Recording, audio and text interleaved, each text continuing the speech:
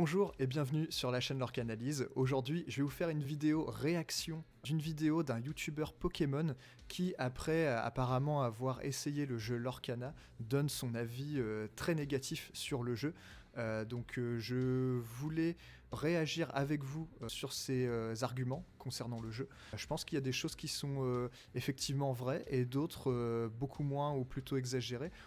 Qui peuvent s'expliquer, et donc je trouve que c'est plutôt une bonne chose qu'un joueur, on va dire, de l'Orcana régulier, mais aussi surtout un joueur qui apprécie le jeu, puisse donner son avis par rapport aux arguments qu'il a pu énoncer lors de cette vidéo. Alors j'ai déjà vu la vidéo, je vais pas faire celui qui réagit à chaud ou qui découvre ses arguments, non, j'ai déjà vu sa vidéo une fois. Je vais laisser dérouler cette vidéo et tout en faisant des arrêts pour donner mon avis sur ses arguments, mais aussi sur le jeu Lorcana. Allez, on est parti. Donc ouais, c'est vraiment un youtubeur Pokémon pour le coup. Et bonjour à tous, il y a quelques mois de ça, j'ai fait une vidéo concernant Lorcana, où je donnais... Bon, déjà, première chose, apparemment dire le nom du jeu Lorcana lui hérite la gorge. Il déteste tellement ce jeu, visiblement, que ça lui fait mal de le dire. Bon. Mon avis qui était négatif, bien sûr, hein, on va pas se mentir, sur le nouveau TCG Disney. Aujourd'hui, on va faire une vidéo beaucoup plus sérieuse. Donc, si tu es un fan adorateur de Lorcana, les arguments qui vont être évoqués dans cette vidéo risquent d'être beaucoup plus piquants que la première vidéo. Mais là, on va faire quelque chose d'un peu plus installé, d'un peu plus sérieux. Par contre, si tu es un fan de Lorcana, sache que non seulement je te respecte, qu'en plus je t'ai entendu et que au-delà de t'avoir entendu, je t'ai écouté puisque j'ai joué à Lorcana. Voilà. Tout le monde m'a dit, non, c'est parce que t'as pas joué. Parce que si tu joues, tu vas voir que c'est la révolution. Donc j'ai moi-même... Donc déjà, très bonne chose, apparemment, il a joué à Lorcana, donc c'est déjà super pour donner son avis, donc merci à lui pour avoir essayé le jeu avant de le critiquer.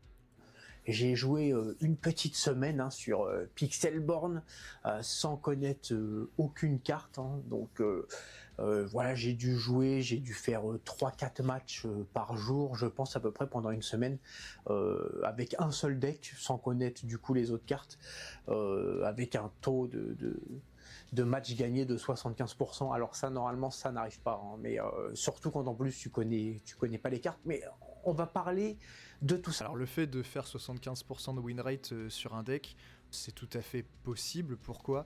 Parce que s'il jouait peu, il était dans le bas du ladder. Dans le bas du ladder, s'il a pris un deck sur Dreamborn ou un deck sur YouTube d'un joueur Grandmaster, c'est tout à fait possible de ne faire que des victoires en étant dans le bas du ladder avec un deck compétitif. Ambre Saphir était tout à fait un deck où on pouvait monter le ladder avec. Donc finalement, c'est pas si surprenant que ça. Je vais prendre un exemple tout bête, mais sur Hearthstone, on prend un des meilleurs decks. Si on est tout en bas du ladder, à commencer au plus bas, on peut rapidement monter si on joue un deck compétitif. Même sans savoir réellement jouer, étant qu'on a un peu du jeu et qu'on a un peu l'habitude des jeux de cartes, c'est tout à fait possible. Donc cet argument, malheureusement, n'est pas forcément viable. Argument qui me disait, non mais c'est Disney. Donc si c'est Disney, forcément, c'est que ça marche. Voilà. Ça pouvait passer dans la première vidéo. Aujourd'hui, on va parler de tout ça. On va parler du coup de Disney. On va parler du gameplay, parce que du coup j'y ai joué pendant une semaine, donc je vais pouvoir te donner mon ressenti. Et puis on va parler également des cartes. Un des arguments qui est revenu le plus souvent dans ma première vidéo taquine sur Lorcana, sur les gens qui défendaient Lorcana, c'était de dire Romain, t'es gentil, enfin bon, toi tu collectionnes et t'investis dans Pokémon qui a 25 ans, Disney ça a 100 ans, même plus de 100 ans. Donc excuse-nous de te le faire savoir, mais ça va pas s'effondrer dans 6 mois, dans 1 an ou dans 2-3 ans. C'est Disney. Le problème, c'est qu'il y a un très gros biais dans cet argument.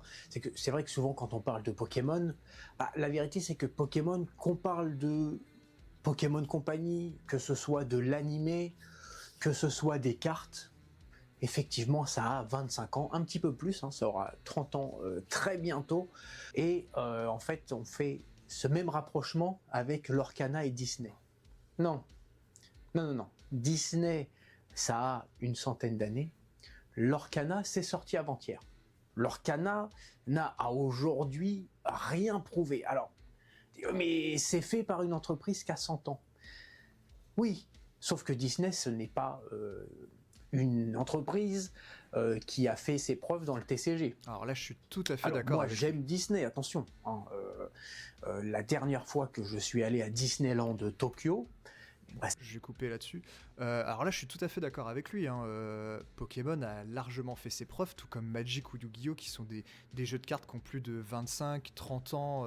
Magic a peut-être même plus que 30 ans encore. Yu-Gi-Oh en a 25 aujourd'hui. Pokémon, comme il disait, ça a environ 25 ans. Et Lorcana, même si Disney existe depuis plus de 100 ans, le jeu de cartes Lorcana, lui, n'a que 3-4 mois maintenant. Donc effectivement, on ne sait pas si Lorcana va pouvoir perdurer dans le temps, ça c'est tout à fait vrai, alors qu'un jeu de cartes comme les 3 plus gros TCG, Magic, Yu-Gi-Oh et Pokémon, eux ne vont pas s'écrouler du jour au lendemain. Ça fait entre 25 et 30 ans qu'ils sont là, ils ont toujours autant de succès, voire peut-être même encore plus qu'avant. Donc là, je suis tout à fait d'accord avec lui. On ne sait pas ce que va devenir Lorcana dans l'avenir, si ça va perdurer, si ça va fonctionner, mais ça ne veut pas dire qu'il ne peut pas y avoir un nouvel entrant dans le monde des TCG. Il y en a d'autres des TCG qui existent depuis quelques années, qui ne sont pas aussi populaires et aussi joués que les TCG que je viens de vous énoncer, mais c'est pas impossible qu'ils puissent le devenir tout de même. C'était il y a 2 semaines. Bon là, il veut montrer qu'il aime bien Disney, le monde de Disney, pour justifier finalement le fait qu'il n'a rien contre Disney, mais plutôt contre le jeu Lorcana. Eh oui, comme on peut le voir dans la vidéo, si comme moi t'as un Pikachu qui a 1 an et demi et que tu veux lui mettre des étoiles comme ça plein les yeux sur une après-midi, eh ben tu vas à Disney, parce que probablement que je pense que Disney sont les meilleurs au monde pour ce qui est de mettre des étoiles dans les yeux aux petits garçons, aux petites filles, aux bébés. C'est probablement, je pense également, les meilleurs au monde pour ce qui est de raconter des histoires. Mais là, on parle d'un TCG. Et aujourd'hui, les seules cartes que Disney a éditées, c'est des jeux de cette famille. Pour ce qui est d'un TCG, alors je sais pas, peut-être qu'ils ont édité un TCG il y a longtemps, des jeux de cette famille, mais ils ont fait déjà le jeu Villainous. En tout cas, si ça a été fait, c'est un échec puisque ça n'existe plus aujourd'hui. Et je pense qu'ils n'ont jamais fait de TCG. Non. C'est la première fois que Disney fait un TCG. Alors effectivement, c'est la première fois que Disney fait un TCG, mais ils ont fait d'autres jeux de société. Je pense à Villainous par exemple, qui est un très bon jeu de plateau. Et ils ont fait d'autres jeux de société, donc pas que des jeux de cette famille non plus. Après, c'est pas Disney directement qui fait le jeu, c'est Ravensburger.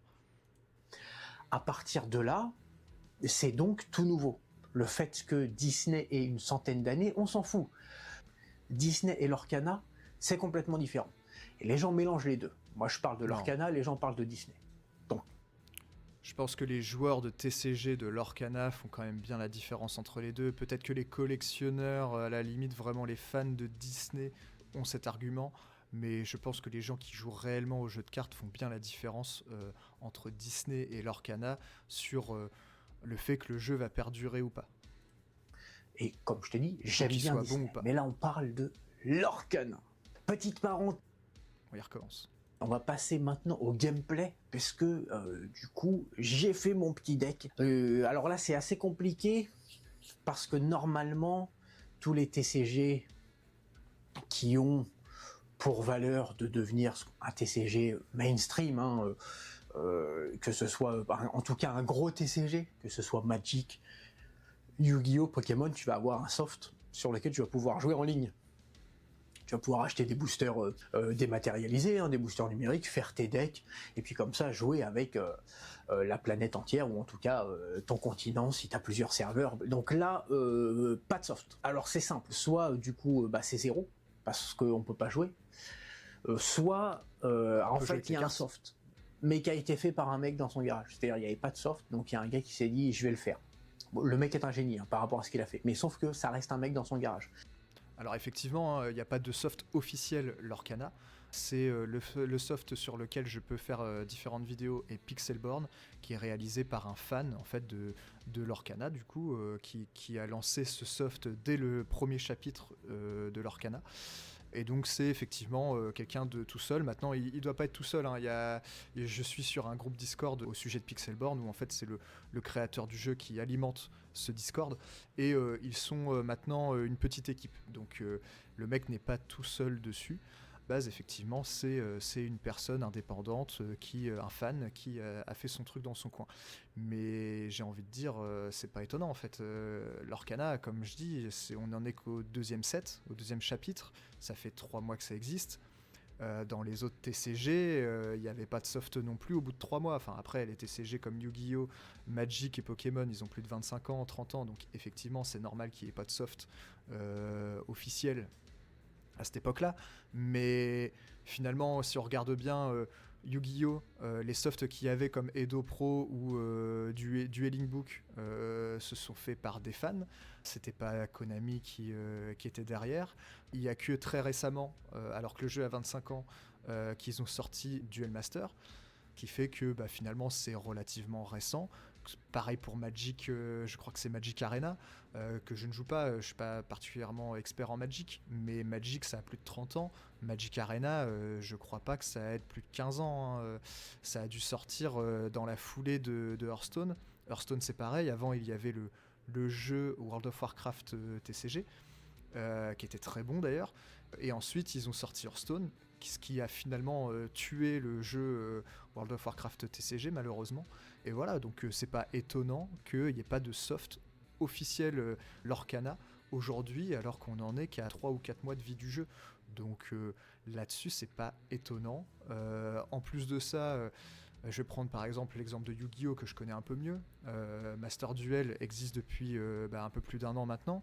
Les softs faits par les fans qui sont Dueling Book ou Edo Pro sont finalement toujours utilisés, voire peut-être même plus, je sais pas, mais en tout cas bien plus utilisés par justement les joueurs professionnels ou on va dire les joueurs aguerris de Yu-Gi-Oh! Moi, ça me choque pas qu'il y ait juste un soft fait par une petite équipe ou par un mec tout seul pour Lorcana. Donc le soft est très moche, t'as des bugs de partout, mais si tu veux jouer à Lorcana en ligne, c'est ça ou rien. Alors, il y a eu des bugs assez nombreux lors du chapitre 1. Maintenant, avec le chapitre 2, comme je disais, ils ont quand même mis un peu plus de moyens. Le soft, comme vous avez vu lors de mes dernières vidéos, ça fonctionne quand même plutôt bien, hein. Ça permet de jouer assez facilement. On trouve des adversaires assez rapidement. Que ce soit pour faire ses decks, etc., il y a l'outil Dreamborn Inc. On peut importer directement les decks depuis ce site internet. Donc franchement, moi je trouve que l'outil est quand même assez qualitatif sur le plan fonctionnel. Après, c'est vrai que sur le plan du visuel, c'est pas aussi beau qu'un Magic Arena, qu'un Runeterra ou qu'un Hearthstone. Ça, je suis d'accord. Donc on va être obligé, en fait, on n'a pas vraiment de choix. C'est-à-dire que soit on dit, voilà, comment ça se passe Lorcana au niveau du soft en ligne, soit on s'aperçoit qu'il n'y a pas de soft et puis du coup c'est 0, ou soit on est obligé de juger le soft sur lequel on est forcé de jouer et qui est très mauvais. Quand tu prends des screens de Magic, qui était très mauvais, qui n'était pas optimisé au chapitre 1 mais qui l'est beaucoup mieux aujourd'hui. Magic Arena, bon voilà, ça c'est l'ancien. Ça commence à dater. Et puis on a la révolution Lorcana ici. Très fort. Il a mis des bruits de paix quand même. Très fort le mec. Non mais voilà, c'est pareil. Magic Arena, ça a été développé justement par une vraie société, une vraie entreprise, c'est pas comparable. Je n'imagine pas le fait que si l'Orcana devait perdurer, qu'ils n'ont pas commencé à travailler sur un soft officiel. Donc bien sûr que ça arrivera, ça sera plus joli. Mais aujourd'hui, le jeu n'est qu'à son balbutiement, hein. On n'en est qu'au début, donc ça m'étonne pas du tout en fait que le soft de l'Orcana soit comme ça. Non, très fort. Maintenant que j'y ai joué, avant de rentrer dans le détail, déjà dans la première vidéo, j'ai eu un commentaire de Val et PL, qui sont Ok. deux gars J'avais oublié de ça. où je regarde de temps en temps les vidéos, parce que je joue un petit peu, alors j'ai pas énormément de temps, mais ça m'arrive de jouer un petit peu à Magic Arena, je regarde un peu ce qu'ils pensent de tel deck, donc ça m'a fait très plaisir de recevoir un commentaire de Val et PL, et j'ai été assez étonné par le fait qu'on me dise quand même, attends, sur ce nouveau TCG, alors Val et PL apprécient leur canin, bon, ils ont droit. Et il me disait, c'est vrai que, attends, tu peux faire des decks aggro, tu peux faire des decks combo, tu peux faire des decks mid-range, tu peux faire des decks contrôle. Donc c'est quand même cool. Et en fait, c'est pas cool, c'est la base de tous les TCG. De façon à ce qu'il y ait une méta qui se mette en place. C'est-à-dire que les decks aggro vont souvent battre les decks contrôle, les decks contrôle vont souvent battre les decks midrange, et les decks midrange vont souvent battre les decks aggro. Et puis ça tourne comme ça. Alors je suis tout à fait d'accord avec lui, hein. C'est vrai qu'aujourd'hui le jeu Lorcana permet de faire justement, bah oui, comme disait Val et PL, donc très bonne chaîne YouTube, Val et PL Lorcana, hein, sur le jeu. Je pense que vous avez forcément vu des vidéos de ces deux gars-là qui sont vraiment très très cool. Je les connais pas. Chaîne YouTube vraiment très qualitative.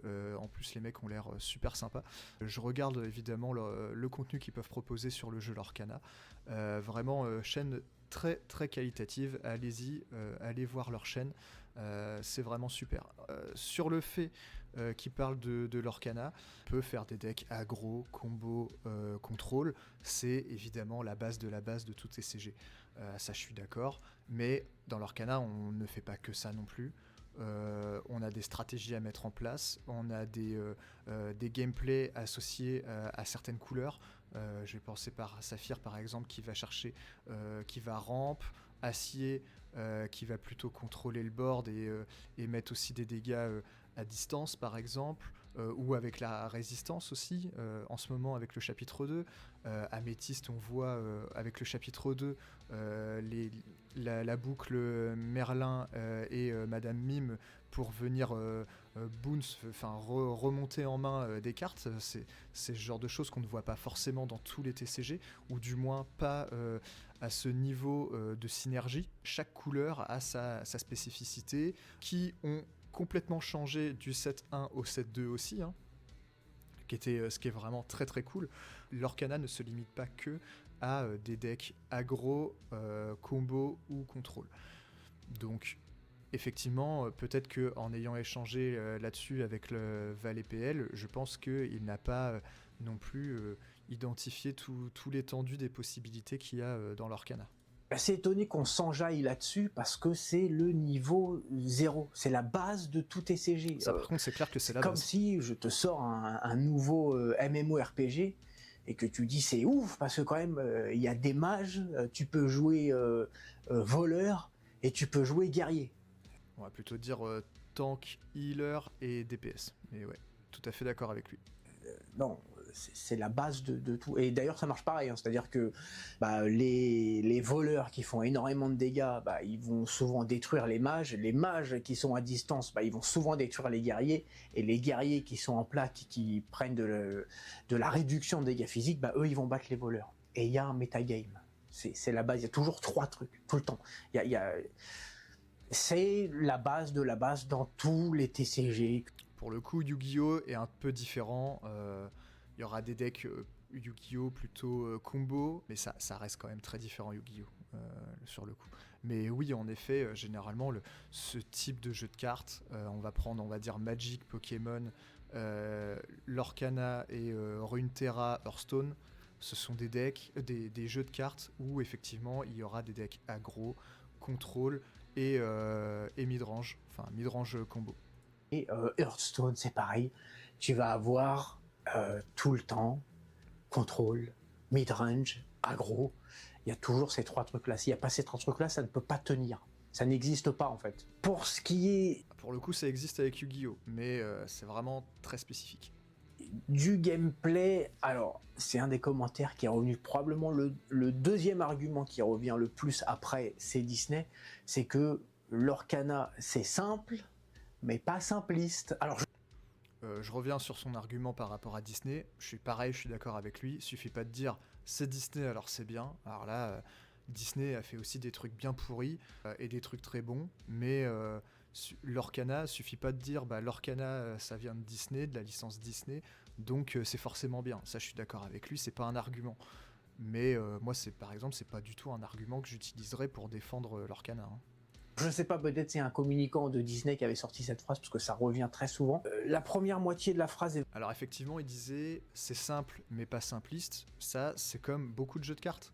On dit souvent easy to learn, hard to master. Donc c'est le genre de jeux de cartes comme Runeterra, Hearthstone, l'Orcana là par exemple, ou même Pokémon.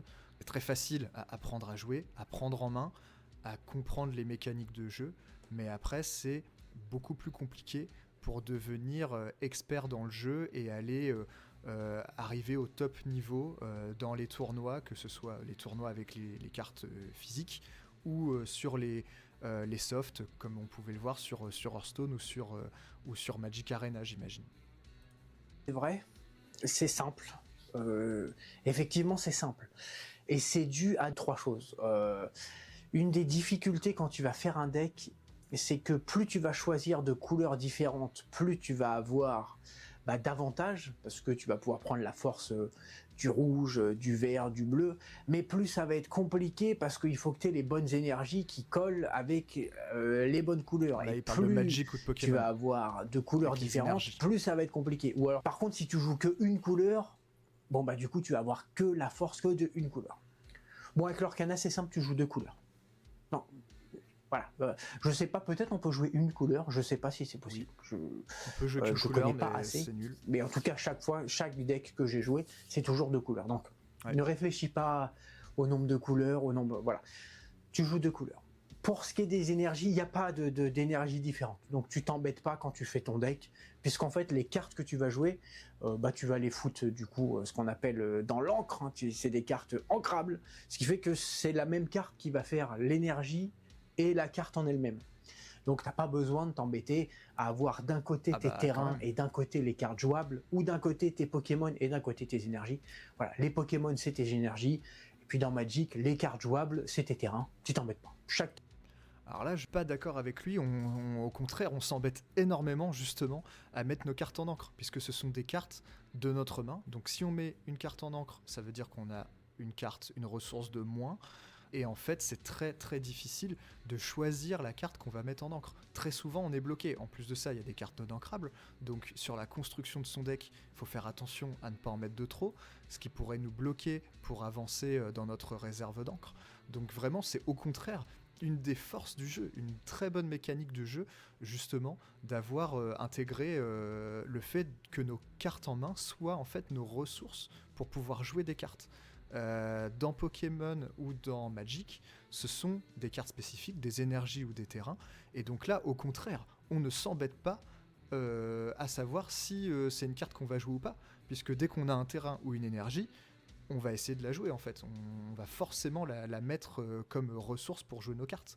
Alors que dans l'Orcana, on a toujours ce dilemme, on a ce choix à faire de savoir quelle carte jouable on est capable de mettre en encre. Et c'est souvent voué à faire des erreurs pendant la partie. Donc c'est justement là aussi qu'on reconnaît les bons joueurs, puisqu'ils prendront les meilleures décisions. Et je trouve que justement c'est une bonne mécanique de jeu dans l'Orcana. Car tu peux décider à peu près. Alors il y a des cartes qui sont pas ancrables. Bon, alors il faut dire attention. Ça reste effectivement simple. Deuxième moment très important qui va définir la suite de la partie, ça va être aussi ton mulligan. Est-ce que tu gardes les cartes, est-ce que tu les gardes pas? Alors là, t'embête pas. puisque des cartes qui coûtent 6, 7, 8, 9, tu peux les garder puisque de toute façon, tu vas t'en servir comme énergie. Donc, voilà, en fait, tu reçois tes cartes.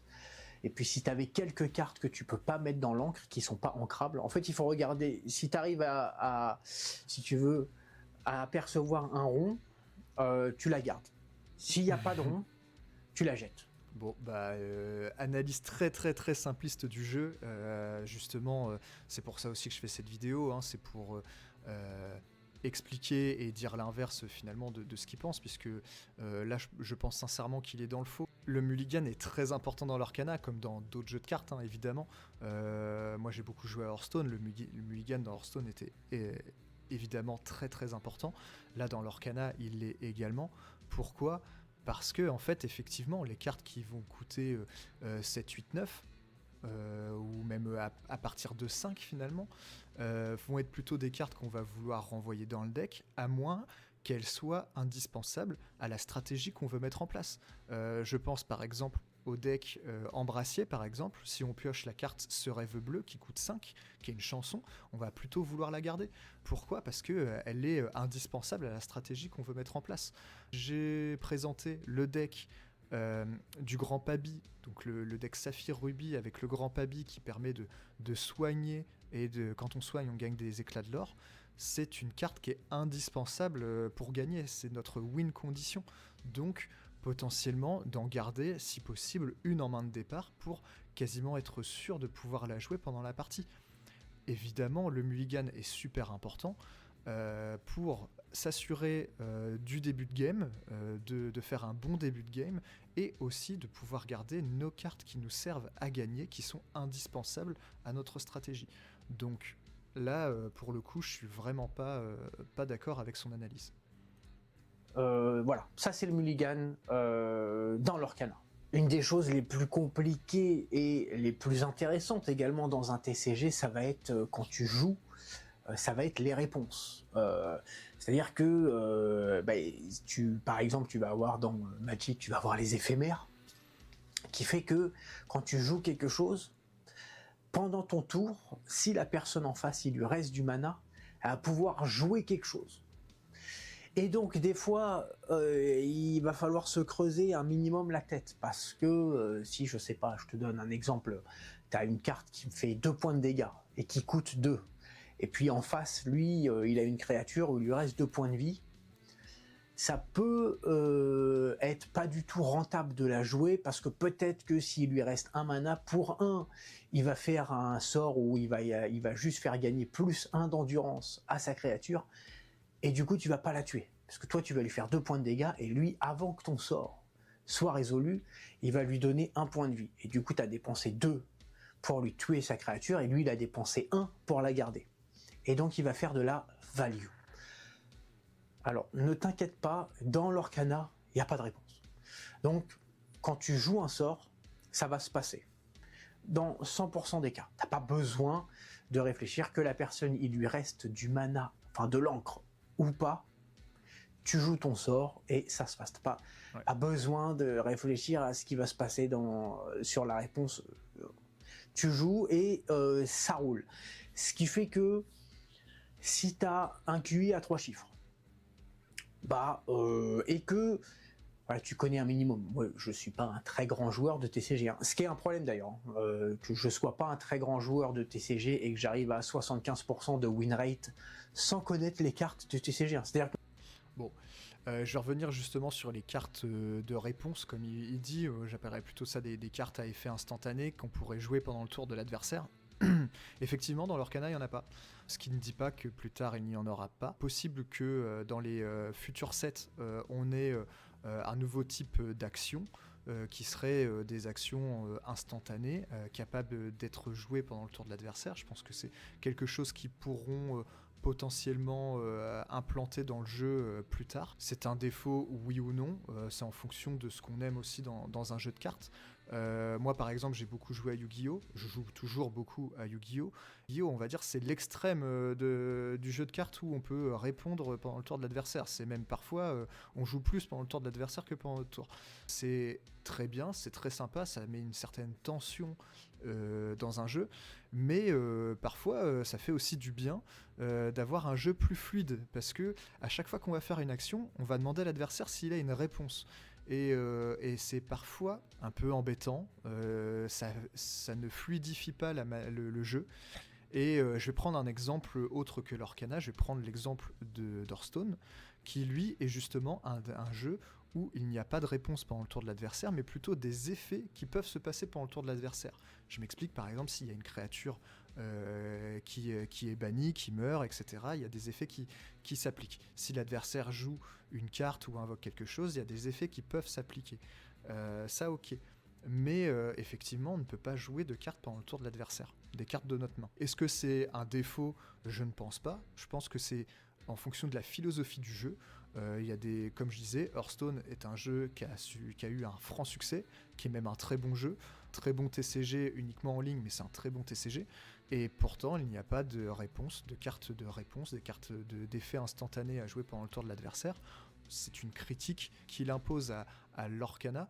Lui, peut-être qu'il n'aime pas, qu'il n'ait pas ce type de cartes, mais ça n'en fait pas pour autant un mauvais jeu, puisque finalement, ça fluidifie le gameplay et ça rend le jeu finalement plus agréable à jouer, je trouve.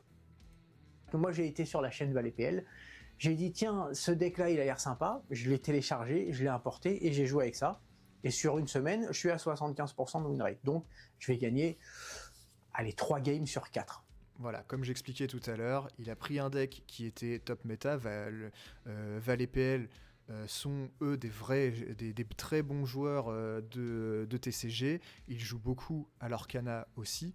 Ils ont fait probablement, du coup, une très bonne decklist, ce qui a permis finalement de passer du bas du ladder au milieu, voire un peu plus haut, puisque finalement, surtout au tout début de l'Orcana, les gens testent un peu et créent leur deck un peu à leur manière, et donc prendre un deck qui est bien optimisé face à des gens qui sont dans le bas du ladder et qui ne font pas justement, entre guillemets, cette recherche ou cet effort de prendre un deck bien construit, bien méta par des joueurs plus expérimentés, on gagne forcément très facilement des parties.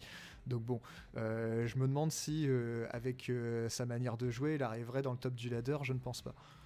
Alors ça, c'est un chiffre que je n'ai jamais obtenu, par exemple, sur Magic Arena. Jamais sur Magic Arena. Pourtant, Magic, je connais beaucoup plus. S'il crée un nouveau compte, il arrive dans le bas du ladder sur Magic Arena, il prend un des decks top tier, je suis persuadé qu'il fait un score de 80% de win rate. J'ai jamais joué un deck où je gagne 3 parties sur 4. C'est pareil pour Hearthstone. Ça n'existe pas. Alors que je connais beaucoup plus Magic, je connais un peu le metagame, c'est-à-dire que même si je joue un deck blanc aggro, je connais quand même les cartes en bleu. Sur l'Orcana, non. Sur l'Orcana, je connais même à peine mes propres cartes que je suis en train de jouer. En fait, je les ai découvertes au fur et à mesure de cette semaine. Donc, il y a quand même un problème.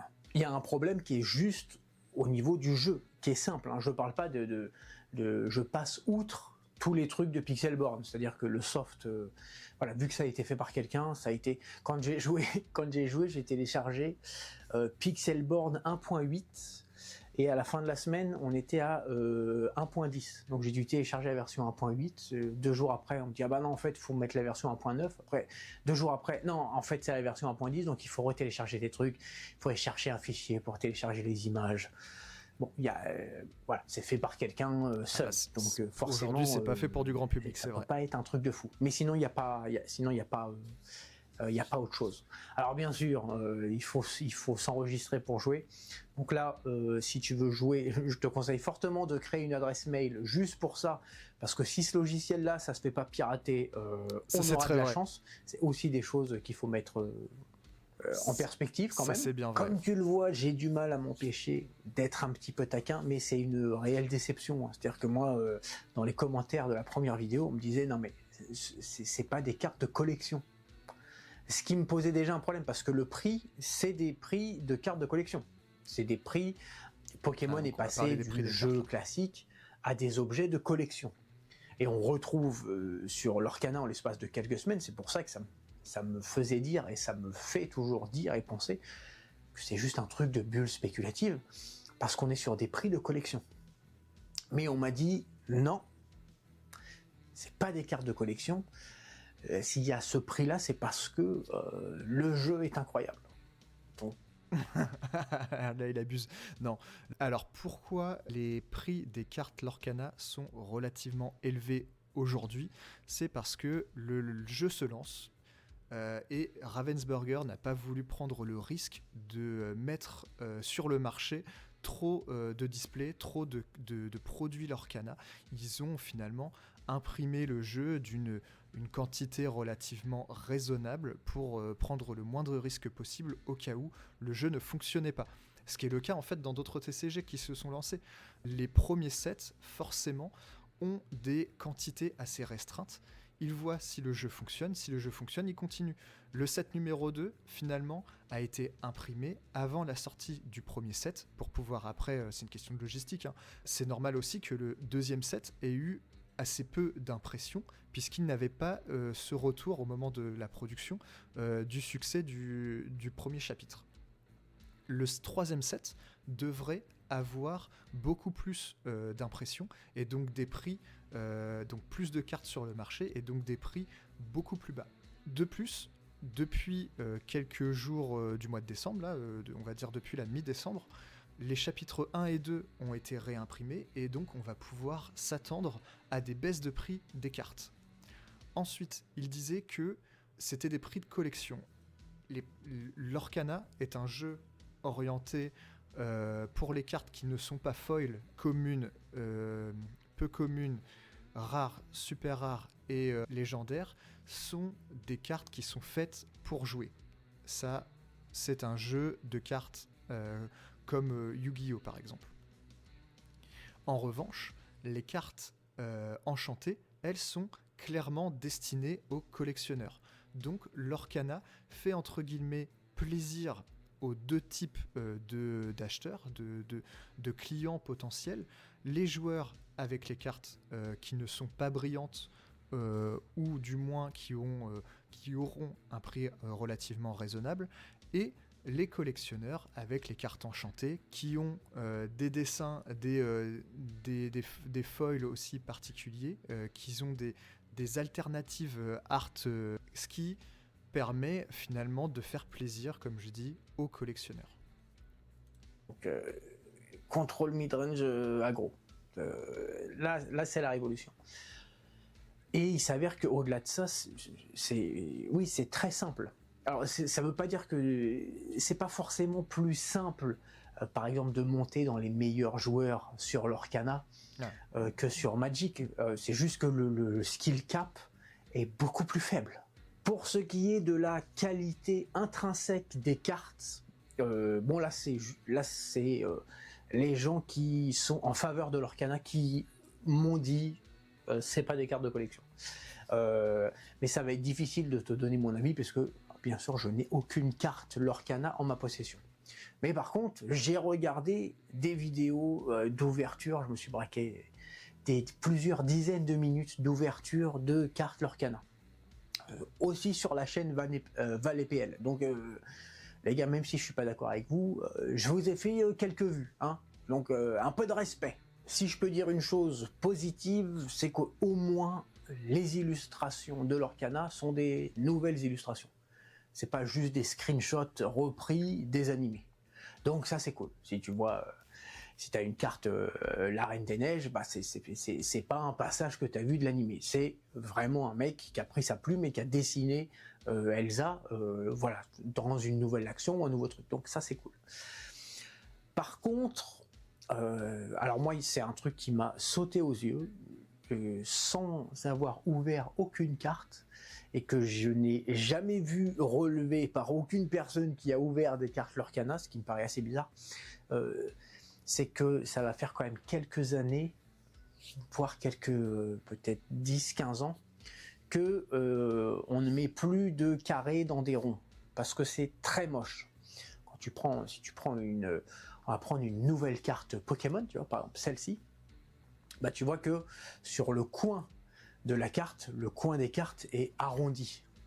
Et donc l'illustration à l'intérieur, elle est également arrondie. Parce que d'avoir un rond dans un rond, c'est beaucoup plus joli. C'est toujours assez difficile de noter l'art en lui-même. Maintenant, il y a quand même certaines règles. Hein, c'est pour ça que tu peux avoir une plus ou moins bonne note en art plastique. Même si on ne juge pas juste l'œuvre comme ça, c'est est-ce que tu as respecté telle ou telle règle. Ça, c'est pas possible. Ça fait des années que Magic, ils ont commencé d'ailleurs comme ça.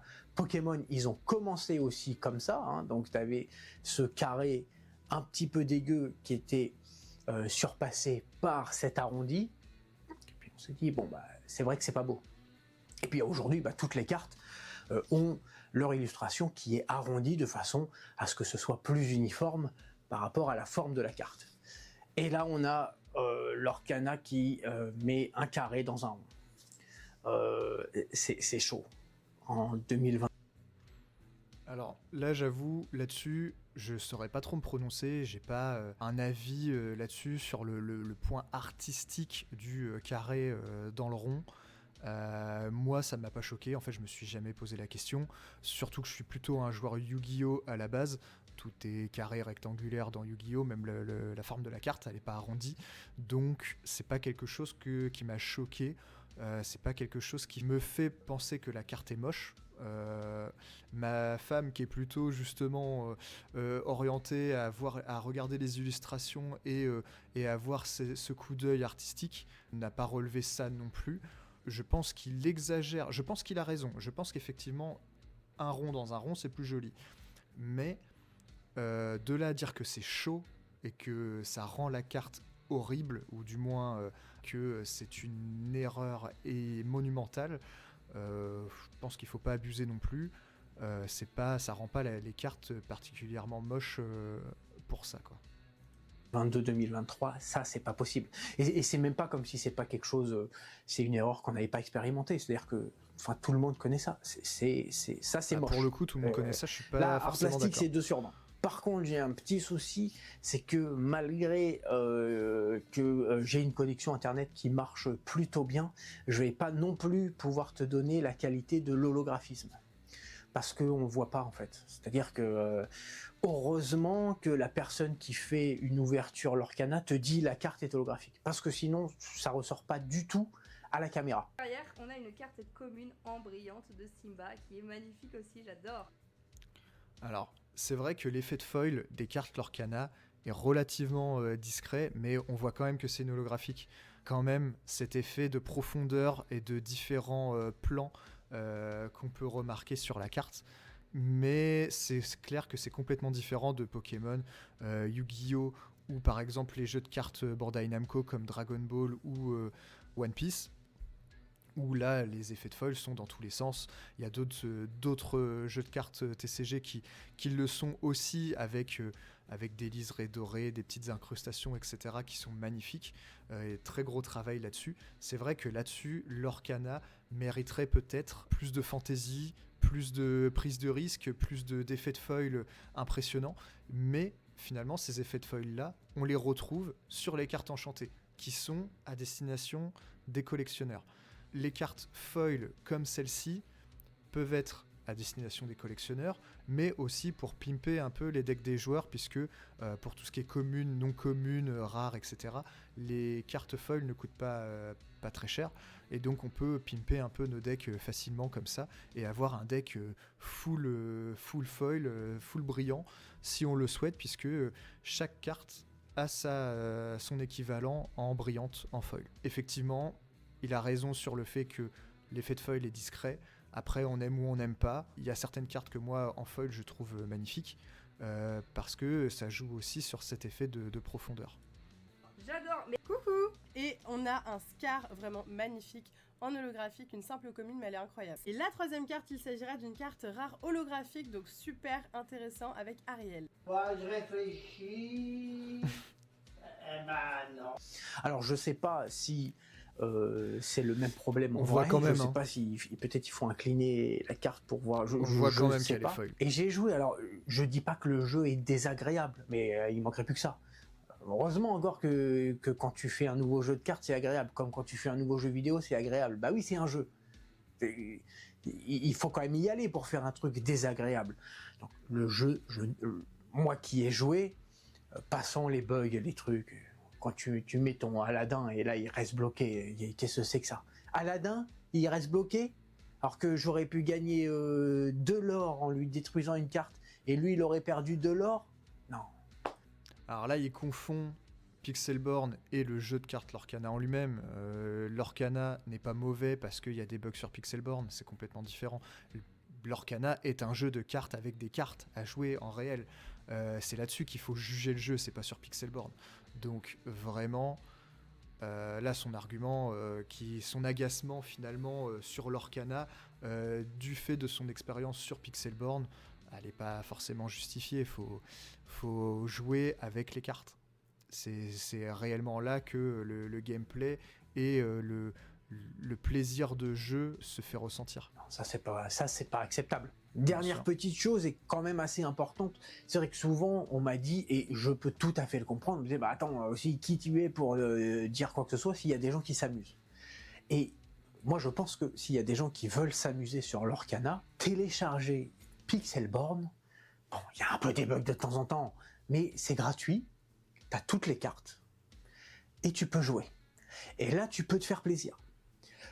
Le problème c'est que en fait, les gens connaissant quand même un petit peu le TCG, il y a quand même beaucoup de gens qui, ok, veulent se faire plaisir, mais qui n'ont pas forcément prévu, s'ils dépensent des centaines, voire des milliers d'euros pour acheter des cartes, que ces cartes-là, dans quelques mois ou 2-3 ans, ne vaudront plus rien. Parce que c'est ce qui va se passer avec Lorcana.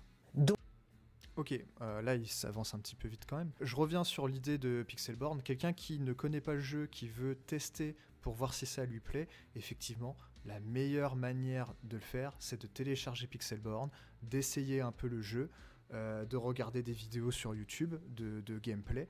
Et là, ça peut permettre effectivement de se rendre compte si on aime le jeu ou pas. C'est vraiment la meilleure manière de commencer. Et ensuite, si quelqu'un préfère au contraire jouer avec des cartes, c'est de commencer avec les decks de démarrage qui sont plutôt bien faits pour commencer à mettre le pied à l'étrier, du moins dans l'Orcana. Donc ça, là-dessus, je suis tout à fait d'accord avec lui. C'est la meilleure manière de commencer pour voir si le jeu est fait pour nous. Il revient aussi sur le fait que dans quelques mois, les cartes Lorcana ne vaudront plus rien. Alors là, je ne sais pas d'où il tient cette information ou son avis, on n'en sait rien en fait. Le jeu peut très bien perdurer ou s'arrêter du jour au lendemain. Si le jeu s'arrête du jour au lendemain, effectivement, les cartes vont baisser en prix, du moins les cartes pour jouer. Par contre, les cartes enchantées de collection, elles, il y a moyen même qu'elles prennent de la valeur, puisqu'il n'y aura pas d'autres rééditions, etc. Donc ça va augmenter finalement la rareté des cartes de collection, des cartes enchantées. Le truc, c'est qu'aujourd'hui, le jeu se porte plutôt bien, a fait un très bon démarrage, donc pourquoi les cartes ne vaudront plus rien dans quelques mois ou quelques années? Je pense que c'est un peu tôt pour le dire. Ce qui pourrait faire baisser le prix des cartes à jouer, pas des cartes à collectionner, mais des cartes à jouer, ça serait en fait finalement qu'il y ait un vrai power creep au fur et à mesure des extensions, qui ferait que finalement le premier chapitre ou le premier et deuxième chapitre ne serait plus jouable, puisque les nouvelles extensions rendraient les decks de plus en plus forts et donc des cartes moins jouables. Ce qu'on a vu pour le moment, en tout cas avec le deuxième set, c'est que finalement les cartes du deuxième set, je dirais, sont peut-être même un peu moins fortes que celles du premier set. Je m'explique, il y a vraiment des cartes du premier set qui sont très très fortes et presque toujours indispensables à mettre dans certaines couleurs. Et je pense qu'avec le troisième set, certaines de ces cartes seront toujours jouées, du premier set je parle, puisque elles sont intrinsèquement très fortes. Je pense que les meilleures cartes de chaque set auront toujours une valeur élevée, ou du moins auront toujours un intérêt à être jouées. Parce que c'est ce qui va se passer avec l'Orcana. Donc, si vous voulez kiffer du Lorcana, télécharger le soft Pixelborn non officiel, mais de toute façon vous aurez que ça, et vous faites des soirées où vous jouez à l'Orcana. Et le logiciel est quand même pas si mal fait quand on prend en compte le fait que c'est quelqu'un qui a fait ça dans un garage. Alors là, il disait complètement l'inverse au début de la vidéo. Il disait que vraiment le soft était globalement mauvais et bourré de bugs. Aujourd'hui, le soft tourne quand même pas trop mal. On a encore quelques soucis au moment des mulligans parfois, mais en jeu, ça se passe quand même plutôt bien. On a beaucoup moins de bugs qu'au début, et on a accès à toutes les cartes du jeu pour jouer, c'est vraiment très cool. Après, le problème, c'est que quand tu dis que tu dois acheter tes cartes à plusieurs centaines d'euros, c'est vrai que normalement, bon, tu aurais quand même aussi envie d'avoir des codes et d'avoir un soft qui est normalement construit par la même société qui te vend ces cartes. Mais je pense que ça tu viendra un jour. Pixelborn, tu joues, ça te coûte pas un rond. Maintenant, acheter ces cartes-là à plusieurs centaines d'euros ne fait que nourrir une bulle spéculative. Et pour ce qui est du jeu, on verra dans le futur. Et à aujourd'hui, la qualité du jeu ne justifie absolument pas le prix des cartes. Je répète ce que j'ai dit juste avant. C'est bien un jeu de cartes à jouer, mais il y a aussi des cartes de collection destinées aux collectionneurs, qui sont les cartes enchantées avec des dessins alternatifs, qui sont très jolis d'ailleurs. Mais le jeu de cartes hors enchanté est vraiment fait pour être joué. Le prix des cartes étant élevé aujourd'hui, c'est parce qu'il n'y a pas assez de produits Lorcana sur le marché. Qui dit rareté dit forcément augmentation des prix. Je conseille effectivement de d'abord commencer à jouer sur Pixelborn pour se faire une idée du jeu. Si vous voulez acheter des cartes et jouer avec des cartes, privilégier plutôt des cartes qui ne sont pas légendaires, pour faire baisser le coût de vos decks, les rendre un peu plus budget. Donc là, vous allez arriver à faire des decks à des prix qui sont équivalents à d'autres TCG. On peut faire des decks complets de 60 cartes qui sont compétitifs pour environ 100-150 euros si on ne met pas les légendaires. Je précise justement que dans l'Orcana, les cartes légendaires ne sont pas des cartes indispensables pour jouer vos decks. Elles sont généralement là pour les rendre plus consistants ou un peu plus forts, mais elles ne sont pas indispensables pour jouer. Ce qui est, par exemple, complètement l'inverse dans Yu-Gi-Oh! Dans Yu-Gi-Oh! Il y a certaines secrets rares ou ultra rares qui sont indispensables pour faire tourner un deck, et si on ne l'a pas, on ne peut pas jouer le deck. Là, dans l'Orcana, ils ont réussi finalement à faire en sorte que les légendaires ne soient pas des cartes indispensables pour construire notre deck. Quand il y aura les rééditions des chapitres 1 et 2 et donc plus de cartes sur le marché, je suis persuadé que les prix des cartes vont baisser et on pourra faire des decks de manière beaucoup plus budget. Donc je vous conseille d'attendre un petit peu avant d'acheter vos cartes à l'unité. Vous pouvez acheter des displays, de toute façon, que ce soit maintenant ou plus tard, ça sera le même prix. Mais pour les cartes à l'unité, pour construire votre deck, je vous conseille d'attendre encore quelques semaines pour que les rééditions des displays 1 et 2 soient ouvertes et que c'est les personnes qui les ont ouvertes puissent mettre en vente leurs cartes, que ce soit sur Card Market, sur Vinted ou ailleurs, mais ça vous permettra de faire des decks de manière plus budget. La vidéo de Japan TCG est terminée. Je tiens à préciser que je n'ai rien contre cette personne. Il a donné son avis de manière très naturelle. En tout cas, je le remercie d'avoir fait cette vidéo. Ça permet surtout de faire un échange. Le but, c'est ça. Il a sa vision des choses sur le jeu. J'ai la mienne. Le but, c'était d'apporter une autre vision sur ce qu'il a pu dire et de pouvoir répondre et peut-être aussi rétablir d'autres vérités, enfin une autre vérité du moins que ce qu'il a pu affirmer et en tout cas aussi parler moi du jeu que j'apprécie et que j'aime jouer aujourd'hui. Si cette vidéo vous a plu, n'hésitez pas à vous abonner à la chaîne Lorcanalyse pour ne rien rater des prochaines vidéos que je pourrais vous proposer, donc du gameplay, des decklists, des ouvertures, et je vous dis à la prochaine. Salut!